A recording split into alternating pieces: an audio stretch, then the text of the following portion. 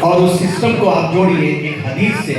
ہمارے رسول نے فرمایا کہ بچہ جب 7 سال کی عمر کا ہو جائے تو اس کو نماز کی تلقین کرنا شروع کر دو. اسٹارٹ دی ٹریننگ آف صلاۃ. نماز کی تربیت شروع کر دو. اور یہ تربیت کب تک چلے گی؟ 10 سال تک چلے گی.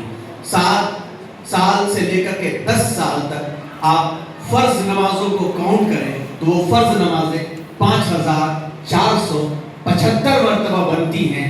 اگر اپنے بچوں کو، اب یہ بچے 7 سال کے پہنچیں گے تو اسکول کے اندر تو کوئی شاید نماز کا ٹائم ان کے لیے نہیں ملتا ہوگا. بچے ہیں تو 12:30 1:30 بجے بھیج دیے جاتے ہوں گے. 5 وقت بچے آپ کے پاس ہیں. اگر آپ نے صرف بچوں کو 5 وقت نماز کا عادی اور پابند بنایا، ایک کام. دوسرا کام والد کی ذمہ داری ہے، وہ یہ ہے کہ لڑکا ہے تو اپنے ساتھ مسجد لے جائیں. آپ مسجد اپنے ساتھ بچے کو لے جائیں گے تو آپ کو الگ سے بچے کو ٹریننگ دینے کی کوئی ضرورت نہیں پیش آئے گی. صرف آپ کا بچے کو ساتھ مسجد لے جانا کتنی چیزیں سکھائے گا. نمبر 1 یہ دیکھیے، بچہ جب آپ کی نگرانی میں وضو کرے گا تو طہارت اور پاکیزگی سیکھے گا، پاک صاف رہنا سیکھے گا. آپ کے ساتھ مسجد جائے گا تو آپ کہیں گے بیٹا یہاں پہ گندگی ہے، دیکھو یہ چھینٹے تمہارے اوپر نہ پڑے، یہ پانی گر رہا ہے چھینٹے نہ پڑے. کیوں ابا؟ اس لیے کہ تم ناپاک ہو سکتے ہو، کپڑا ناپاک ہو سکتا ہے. طہارت اور پاکیزگی خود بخود بچہ سیکھے گا. 3 سال تک اس کا مزاج بن جائے گا تو پوری زندگی وہ پاک رہنے کا مزاج اس کا ہوگا اور وہ گندگی سے خود بخود بچ جائے گا. پھر ایک اور چیز سیکھے گا، جب بچہ آپ کے ساتھ جائے گا تو معاشرتی شناخت. جب آپ کے ساتھ نکلے گا تو آپ اپنے ساتھیوں کو، دوستوں کو اور بڑوں کو سلام کریں گے اور بچے سے کہیں گے بیٹا سلام کرو، یہ چچا ہیں، یہ خالو ہیں، یہ پھوپھا ہیں، یہ میرے دوست ہیں. اور بڑوں کا تعارف ہوگا یہ میرا بیٹا ہے. آج پرابلم کیا ہے؟ پرابلم یہ ہے، ایک اسکالر، ایک پروفیسر ایک گھر جاتے ہیں جو ان کے دوست کا گھر تھا اور تقریباً 4-5 سال کے بعد جاتے ہیں اور وہاں بات چیت کرنے کے بعد کہتے ہیں کہ اس محلے میں میری ایک رشتہ داری ہے، اپنے بچے کو ساتھ بھیج دو تاکہ وہ مجھے اس محلے میں فلاں گھر پہنچا دے. وہ بچہ ہائی اسکول کی تیاری کر رہا تھا. جب اس کو بلایا گیا اور کہا گیا کہ بیٹا ان کو لے کر کے جاؤ تو بچے کو پتہ ہی نہیں ہے کہ میرے گھر کے پیچھے گلی ہے، میرے گھر کے پیچھے گلی ہے، کوئی نہیں پہچانتا اس کو. مسجد کے ذریعے جو پہچان ہوتی ہے وہ پہچان بڑی مضبوط ہوتی ہے. اس کی حکمت اور وزڈم دیکھیے کہ یہ بچہ جس کو مسجد میں پہچان ہوتی کہ یہ فلاں صاحب کا بچہ ہے، فلاں صاحب کے گھر کا ہے، یہ بچہ کہیں غلط جگہ دکھائی دے گا تو محلے کا فرد سب ٹوکے گا کہ تم یہاں پہ کیوں دکھ رہے ہو. یہی خصوصیت تھی اسلامی معاشرے کی. اسلامی معاشرے کی خصوصیت تھی کہ محلے کا ہر بڑا جو ہوتا تھا ہمارے لیے، ہم سب کے لیے، بچوں کے لیے ایک والد کی حیثیت رکھتا تھا. تو نماز کے نظام سے ایک معاشرتی خدمات بھی پتہ چلتی ہے، معاشرہ بھی پتہ چلتا ہے اور رسپیکٹ اور ادب اور احترام پتہ چلتا ہے. پھر مسجد کے نظام میں بچہ جائے گا تو بچہ وہاں پر خود بخود تربیت سیکھے گا اور تربیت اس طرح سے سیکھے گا. یہ اگر مشکل نہ ہو تو بند کر دیں، یہ مشکل نہ ہوتی، یہ والا گیٹ بند کر دیں. بچہ جب مسجد جائے گا تو مسجد میں صف میں کھڑے ہونے کا اہتمام والدین تو کرائیں گے. نمبر 1 چیز، جس چیز کو ہم بھول گئے ہیں وہ دیکھیے، آپ نے پڑھا ہوگا کہ صفوں کو درست کرو، صفوں کو درست کرو. تم اگر صفوں کو درست نہیں کرو گے تو تمہارے دل ٹیڑھے ہو جائیں گے. تو صفوں کی درستگی جو ہوتی ہے ہمارے چپل رکھنے سے شروع ہو جاتی ہے. وہاں ہم رو رو کے دعا مانگ رہے ہوتے ہیں مگر مسجد کے دروازے پر ایسا لگتا ہے کہ بھگدڑ مچی ہوئی ہے، ہر ایک دوسرے کی چپلوں کو پوچھتا ہوا اور کھدلتا ہوا جا رہا ہے. نہ جانے کس کی چپل پر کیا گندگی لگا رہا ہے، کسی کو خیال نہیں آتا. بچے کو سلیقہ سکھانا اگر ہے، ہم کو پہلے سلیقہ سیکھنا پڑے گا کہ ہم اپنی چپلیں ترتیب کے ساتھ لگائیں. مسجد میں اللہ کی عبادت کے لیے آئیں لیکن سب سے زیادہ برا حال ہماری چپلوں کا ہوتا ہے.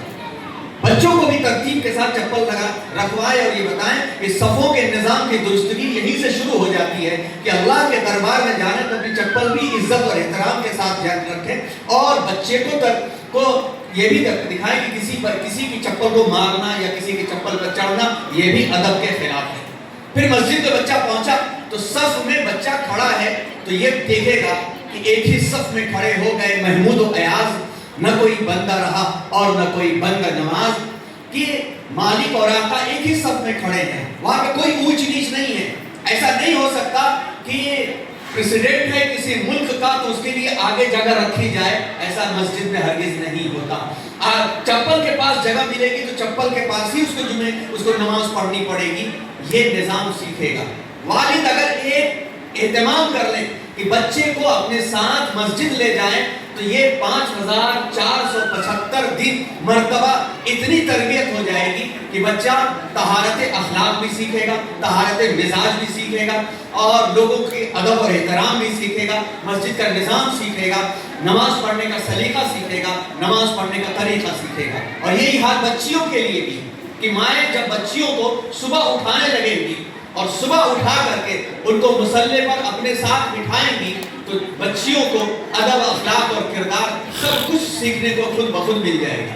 اور یہ 5475 مرتبہ یہ نظام بنتا ہے۔ آپ اندازہ کیجئے کہ تربیت کرنا کتنا آسان ہے، صرف ذمہ داری کو نبھانا ہے، کیونکہ ہم کو بھی نماز کے لیے تو اٹھنا ہے ہی۔ کل بھی بات آئی تھی اور کل آج شاید پیرنٹس الگ ہیں تو یہ بات بھی آپ کے سامنے رہے کہ جو شخص صبح اللہ کے لیے اٹھ کے کھڑا نہیں ہوتا، اللہ کے لیے اٹھ کے کھڑا نہیں ہوتا، وہ سوسائٹی کا اور معاشرے کا مقابلہ نہیں کر سکتا۔ جو اللہ کے لیے نہ اٹھ سکے تو پھر وہ معاشرے کے لیے نہیں اٹھ سکے گا۔ جو اللہ کا فرما بردار نہیں ہے وہ کسی کا فرما بردار نہیں ہو سکتا، چاہے وہ ہمارا سسٹم کچھ بھی ہو۔ ہمارے رسول نے ہمارے لیے جو نظام بنایا تھا آج بھی ویسے ہی خوبصورتی کے ساتھ اپلیکیبل ہے، قابل عمل ہے کہ رات جلدی سونے کا اہتمام کرو۔ رات میں سونے میں جو دیر ہو رہی ہے اس کی وجہ سے ہمارے بچوں میں جو بگاڑ آ رہا ہے اس کو ہم اور آپ اب نہیں سنبھال پائیں گے۔ یہ یاد رکھیے گا، یہ جو نسل ہمارے پاس ہے یہ الفا نسل ہے ہمارے پاس۔ یہ وہ نسل ہے جو پیدا ہوئی تو پیدا ہوتے ہی ہمارے موبائل سے اس کی فوٹو کھینچی، گویا سب سے پہلے اس نے جس چیز کو دیکھا ہمارا موبائل اس نے دیکھا، کیونکہ پیدائش کے بعد فوراً فوٹو کھینچی جاتی ہے، نانی انتظار کر رہی ہے تو دادی انتظار کر رہی ہے، اس نے آنکھ کھولتے ہی بلکہ کبھی کبھی تو اذان سے پہلے ہی اس کی فوٹو کھینچ لی جاتی ہے۔ اس نسل کو الفا نسل کہا جاتا ہے، جس نے ایک نئی دنیا میں جس نے آنکھیں کھولی ہیں۔ اب تک کی جو نسلیں تھیں ان کو ہم نے سنبھال لیا، کسی نہ کسی طریقے سے اس نسل نے اپنے کندھے پر لے جا کر کے جب ہمیں دفن کیا تو کم از کم اس کو جنازہ پڑھنے کا طریقہ آتا تھا، لیکن یہ نسل اگر ہم نے نہیں سنبھالا تو یقین مانیے گا اس کو جنازہ پڑھنے کا بھی طریقہ نہیں آئے گا۔ اس وقت پھر آنسو اور آہیں کوئی کام نہیں دے گی، کیونکہ جو محنت ہم سے ہونا چاہیے تھا ہم نے نہیں کیا۔ ہمارے رسول صلی اللہ علیہ وسلم نے جو مزاج بنایا تھا کہ عشاء کے بعد بیکار کی گفتگو میں رات کو ضائع نہ کیا جائے، جلدی سویا جائے اور جلدی اٹھنے کا اہتمام کیا جائے۔ تو دیر سے کیوں سوتے ہیں ہم لوگ؟ دیر سے سونے کی وجہ صرف اور صرف 80% ہمارا موبائل ہے، ہمارے پروگرامز ہیں، سیریز ہیں، کرکٹ میچ ہیں جو 11 بجے اور 12 بجے تک چلتے ہیں، جس میں ہم کو کچھ نہیں ملا، ہم کو کچھ نہیں ملا، نہ دین ملا نہ دنیا ملی۔ اور سوتے سوتے بچہ 1 بجے سوئے گا تو اسکول میں آ کر کے وہ فریش ایکٹیو نہیں رہے گا۔ ہم لوگ بچوں کی ٹریننگ بھی کرتے ہیں، 8ویں 9ویں 10ویں اور 12ویں، یعنی جس کو کرناٹک کی زبان میں فرسٹ پی یو سی اور سیکنڈ پی یو سی کہا جاتا ہے۔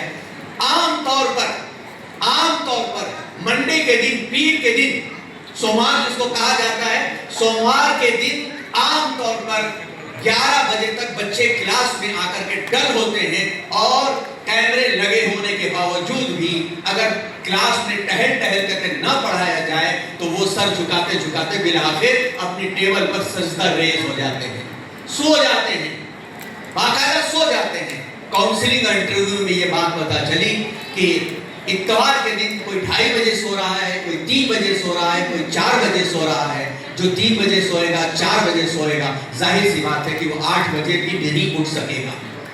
ہمارا ملک جو ہے وہ نوجوانوں کا ملک کہا جاتا ہے، لیکن اس ملک کی بڑی تعداد صبح کے کام کے بجائے رات دیر تک امریکن اور یورپینز کی طرح سے مستیاں کرنے میں یہ نسل جو گزار رہی ہے، تو وہ نسل 10 بجے اور 12 بجے جب صبح کرے گی، جب ایکٹیو ٹائم ہے اس ٹائم کو سونے میں ضائع کرے گی، تو اسکول اور کالج میں کیسے یہ ایکٹیو رہ سکے گی؟